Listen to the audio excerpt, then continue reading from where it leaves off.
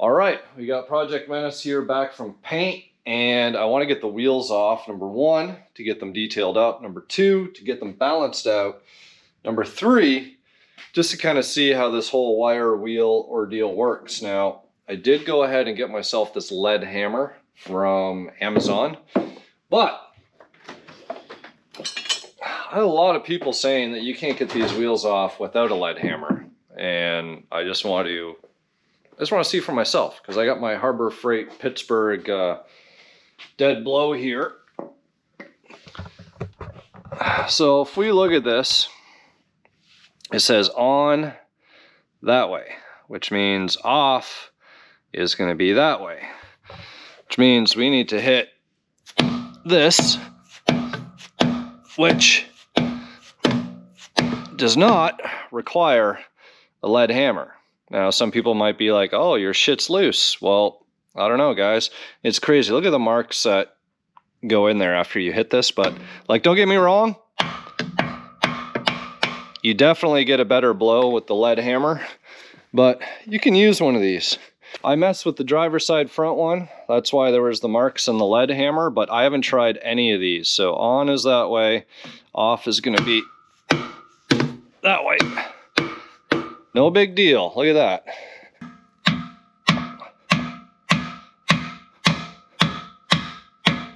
Boom.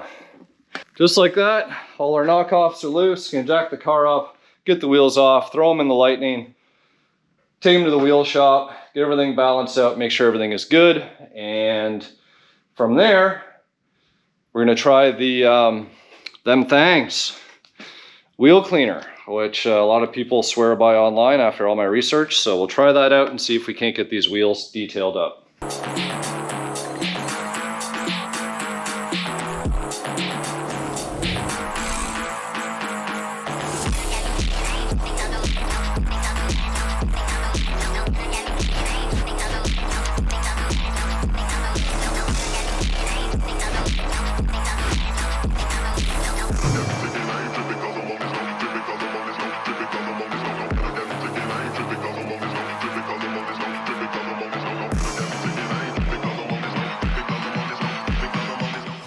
For anybody who's curious, because I'm sure this isn't everyone's cup of tea, but at the same time, people are always curious on what's their not cup of tea. So here are the adapters for the hubs, right? So they're pretty straightforward, multi-bolt pattern on here, and you can see they've actually got these teeth that I'm assuming this acts as almost like a hub-centric placement on the wheel. I could be wrong with that, but if we look at the wheel, on the inside of the wheel, of a wheel, these are all outsides. There we go. See how there's all these teeth here? And then ultimately, that's what's engaging on those adapters on there. And you can see where all the spokes come through and meet. And that knockoff is just, it spins onto the adapter. And they were all greased up and everything was nice. Wasn't too hard to knock off, as you guys saw. Didn't even need a lead hammer. So, gonna go get these to the wheel and tire shop, because, yeah, if you look at this one, I feel like we don't have a wheel weight here. Actually, we do have a few here. So there was a little bit of a shimmy in the front. Is that left rear? Either way, you can see how corroded and everything some of these wheels are on the inside. So that's why I really want to get them off. And right front, we have a wheel weight here. We do.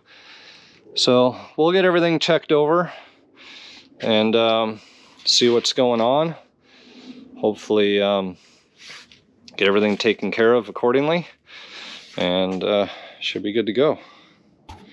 All right, guys, we're back from the wheel shop, and 2 out of 4 wheels needed some balancing, but other than that, everything looks good.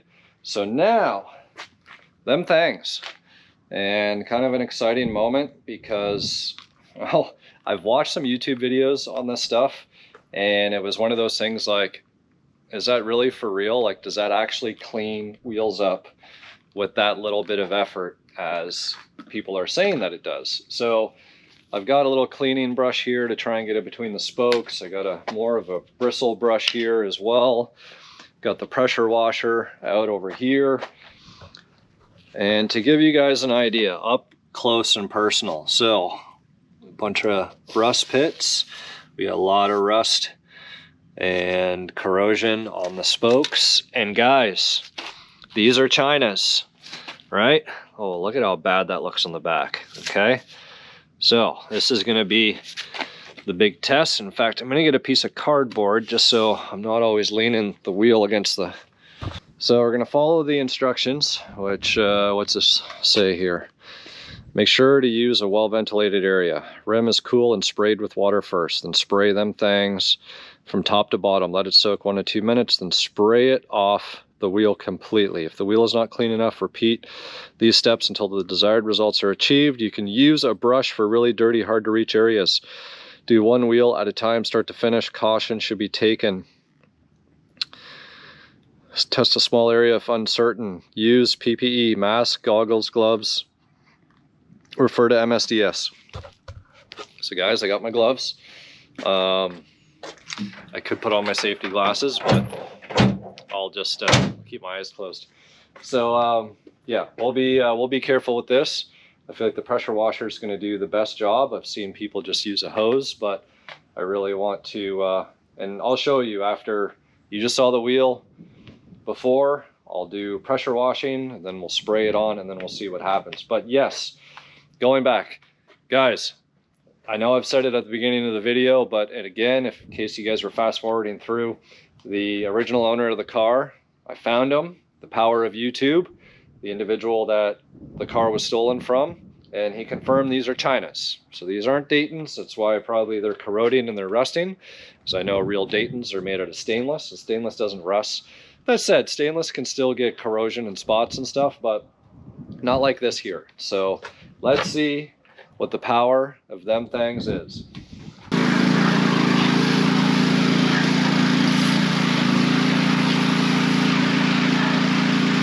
All right, guys, you can see still dirty and rusty and everything else looking. So try this out. There is nothing. I don't even know. This stuff looks like water. Vinegar. Who knows what they have in here. Okay.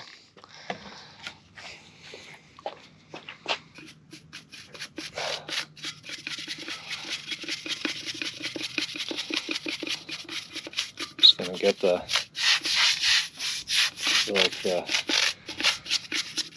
need to brush. Spokes are so dirty on the back sides, it's unbelievable.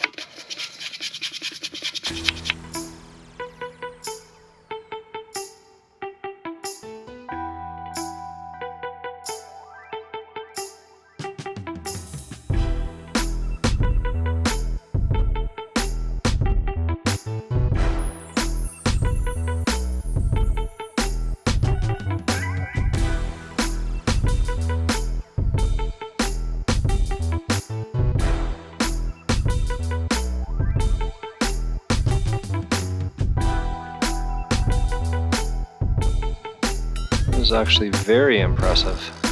Like, there's a lot more shine in here than there was when we started. This stuff is like magic juice.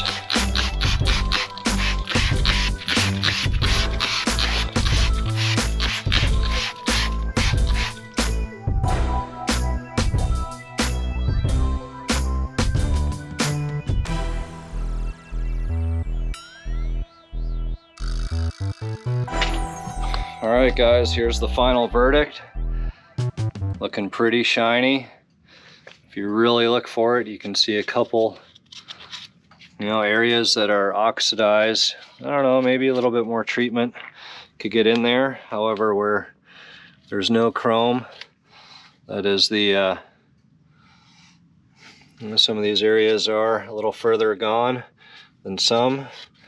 But when we look at that, especially from here, compared to, what we were dealing with before, kind of a night and day difference.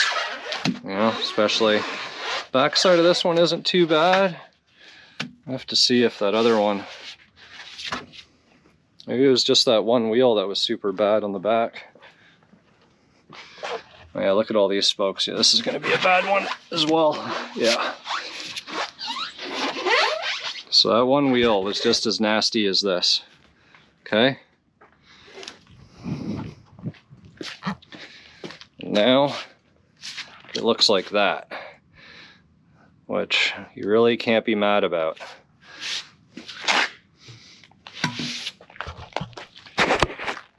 So what is the end result? The end result is them Thangz magic juice works really, really well. So I'll get the other two wheels done up and hopefully get them back on the car back down on the ground, and carry on to the next task. I was gonna bolt the wheels back on like I said, as is, but then I saw this picture of another, and I think it was in 5.0 or Menace to Society 5.0 rags or something like that on Instagram. Never realized that there were so many Foxbody convertibles on wire wheels. I didn't, I thought that there would be a good number. No idea that it'd have like its own Instagram page and like hundreds of Foxes, I swear, on wire wheels. And a couple of them, there was one in particular, if I have the picture screenshotted, I think I do, I'm gonna post it up. I'm cutting the coil out of these springs. It looked good the way that it was. However, I need that extra little bit.